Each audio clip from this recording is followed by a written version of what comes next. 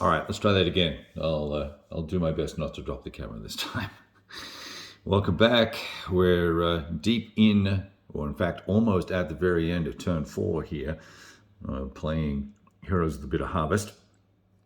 Looking at, it's a pre-release copy that was sent to me, so I've been enjoying a handful of the scenarios, and also from some of the expansions that come with the Game Found or Kickstarter version of the game, and enjoying it immensely. So interesting maps that I've been digging into. Now, the reason why we're having a chat is a little bit of a different scenario style for lock and load. You're coming in from the narrow edge of the map as the Soviets with a very large force, I think 16 squads, and 3 T-34s and a KV-1, some other bits and pieces, but basically trying to capture all the multi-hex buildings, and there are a substantial number of them. And if we remember, any of those who have played lock and load, controlling a building got to control both the upstairs and the downstairs, of which all the red dot buildings happen to have both upstairs and downstairs.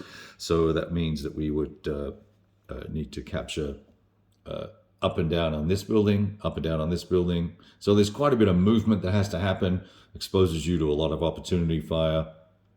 But given the way that the Soviets have played so far, pretty wily, I would suggest, mainly because, hey, I was doing it, we've managed to avoid a lot of opportunity fire, and the Germans have perhaps spread themselves out a little bit too much in this scenario, and that's caused them to really not be able to bring effective opportunity fire shots against folks that are in buildings, moving around in these buildings, because, you know, if you remember, red dot buildings, of course, are going to give you, I think it's a +4 terrain modifier. You're going to add that to your die roll when you roll a d6.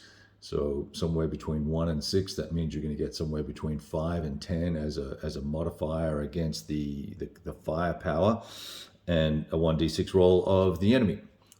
So it's quite difficult for these guys to, even if there's 2 of them in a hex, to have much effect as long as the Soviets roll high.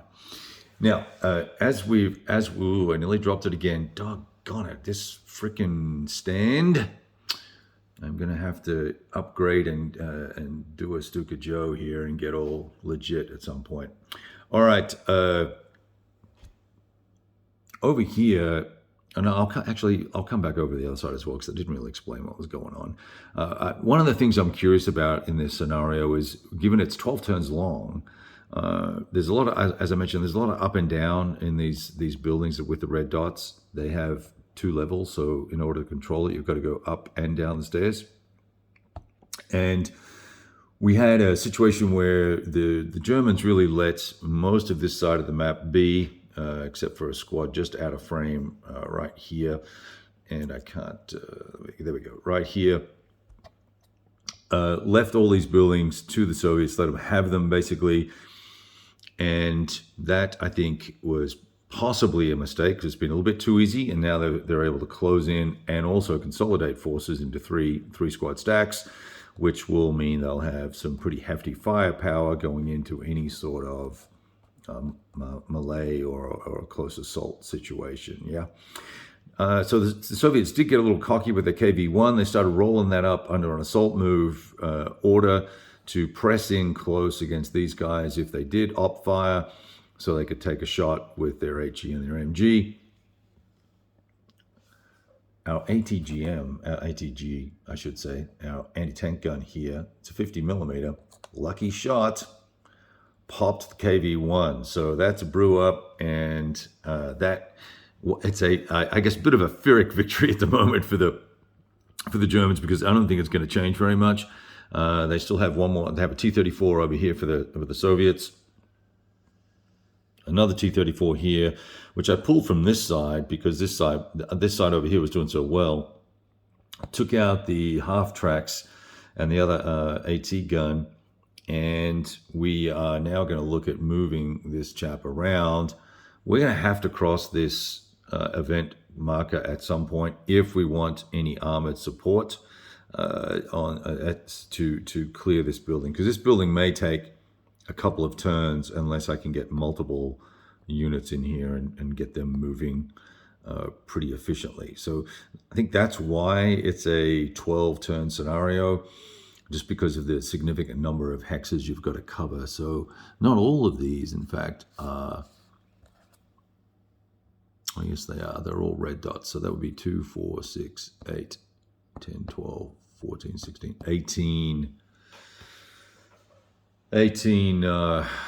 18 steps they're going to have to go through to clear that building. So that might take a while. Plus, that's why I kind of hubbed 3 squads here. But this T-34 got ballsy and pushed up, got adjacent, spotted these guys, took a shot at them. Only shook them, fortunately, and the lieutenant jumped into the fray. And I've low crawled this guy back out of harm's way so he can't get shot at by the tank either.